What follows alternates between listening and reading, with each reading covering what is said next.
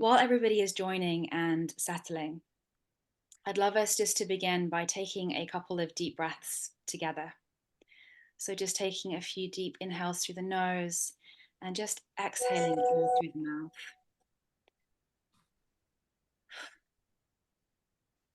Perhaps everybody has had a busy and stressful day. So, just allowing yourself to arrive and just to settle into the call. And just noticing if your jaw is potentially quite tight, or perhaps your shoulders have been up by your ears in a busy day. And just with the breath, breathing deeply into the heart space as you gently release the shoulders down and relax the body. And as you're taking a few deep breaths, I invite you to reflect on what pulled you to this conversation today. What was it that pulled you to sign up and join the conversation? So often these subtle pulls are nudging us in a direction that we perhaps haven't looked at before. So during this conversation, I invite you to reflect on that. And if you feel comfortable to put it in the chat, then please do. As I mentioned at the beginning of the call, we'd love this conversation to be as interactive as we possibly can. So when you've had a few moments, just pop your thinking into the chat.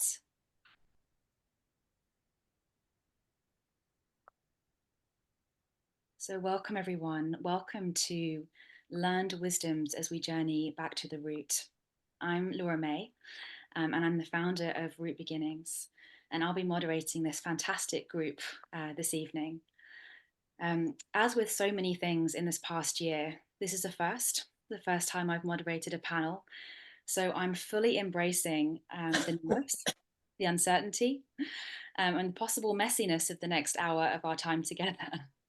So I hope you'll join me in this sense of vulnerability, because what I've learned is that to be vulnerable, we have to embrace the uncertainty. We have to embrace situations which take us out of our comfort zone. And as Brene Brown says, it's about showing up when we cannot control or predict the outcome. And there is no courage without vulnerability. And I've learned over the years that courage is at the root of change, and change is something that we are all capable of. Creating intentional space for people has been a passion of mine, and I feel so honored to be able to do that this evening with everybody here. I'm incredibly excited to dive into our conversation this evening, but I'd love to begin with our wonderful panel introducing themselves. Sandra, how about you start us off?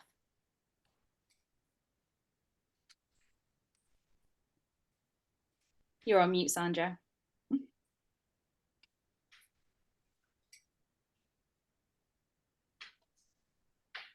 Still on mute. Oops, sorry. Hi, everyone. I'll start again.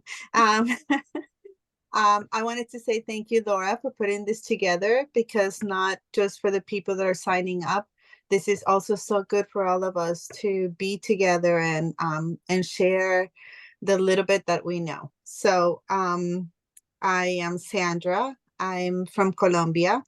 I grew up in the States.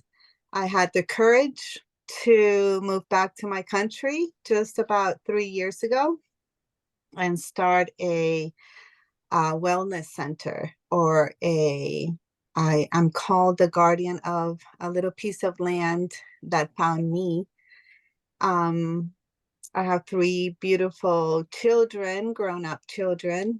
I teach yoga and meditation, and my passion is to hold space or make space for those who are in transition.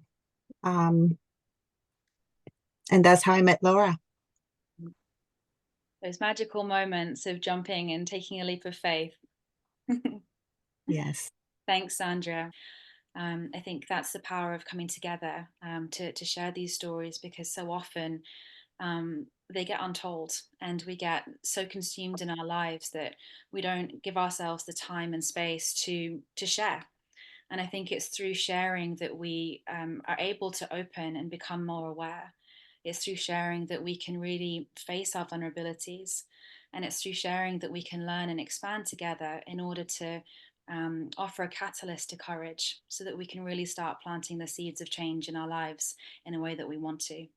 Sandra, I remember you saying when we first when we were first meeting, in fact, that was a similar reaction to you, that you just felt, you know, what you were doing was just not your path. I wonder if you could share with us your experience. You're on mute.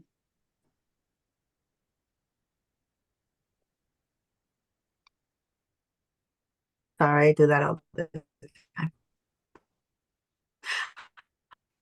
Um, yeah, so kind of the same and very career oriented. And then I became an air traffic controller.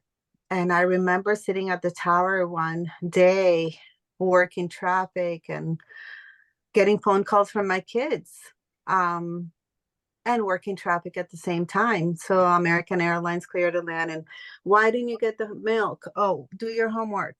And I'm thinking, what am I doing? Like, and then there was a time, a day that was not busy at all.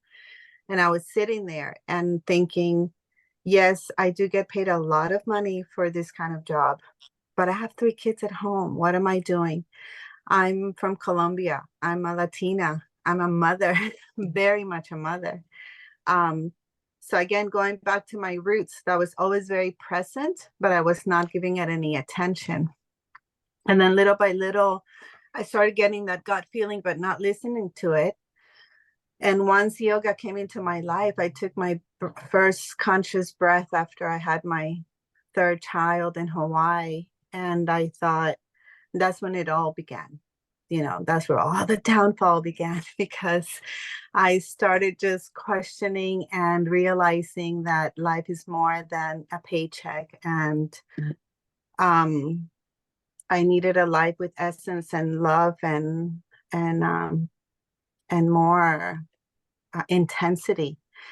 And and little by little, I started practicing my yoga and meditation, and that got me stronger, I think, to listen to that gut feeling and not only listen but take action.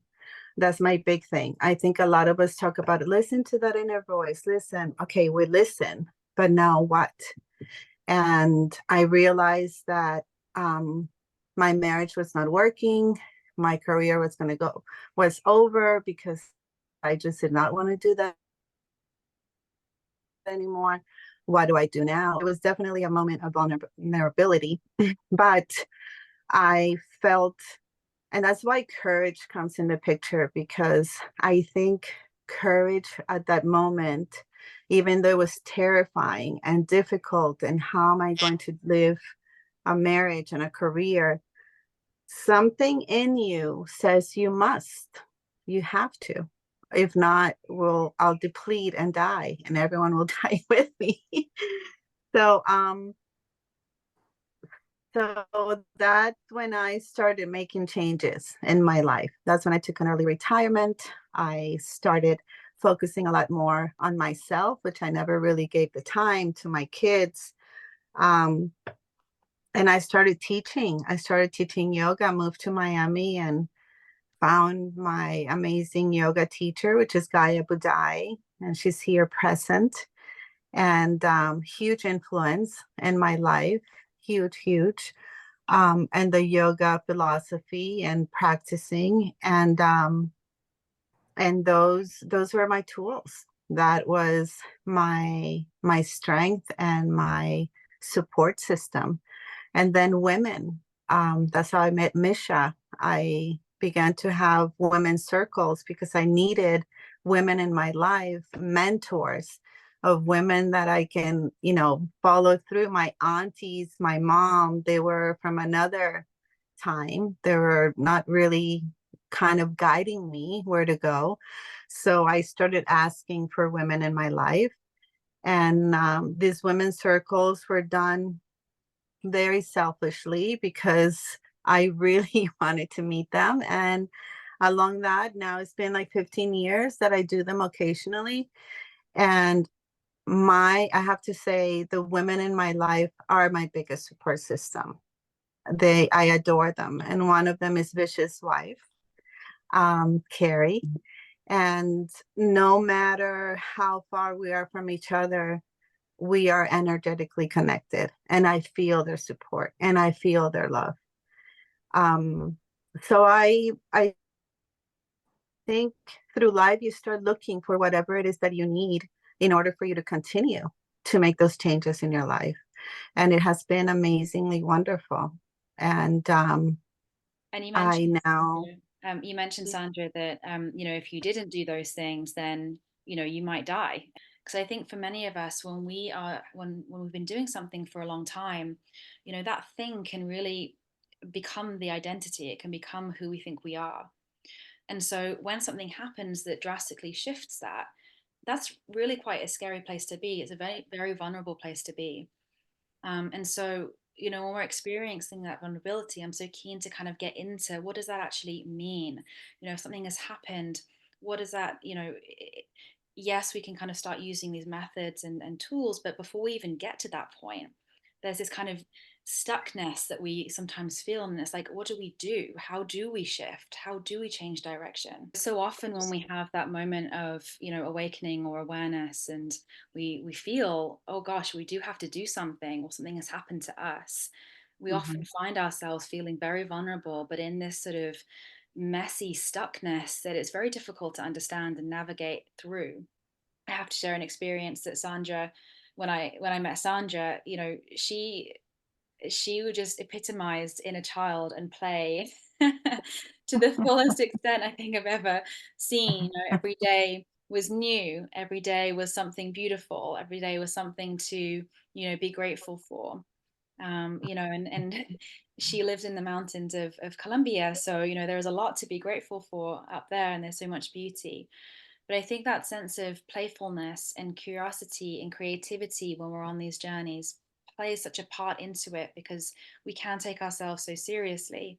So, being curious, just kind of getting into it and being like, oh, I'm feeling this way. Why is that? Or, you're mentioning having a dark cloud over you. Why is that? It's just sort of, instead of kind of sinking into it and letting it consume us, we let it or our source kind of beam out.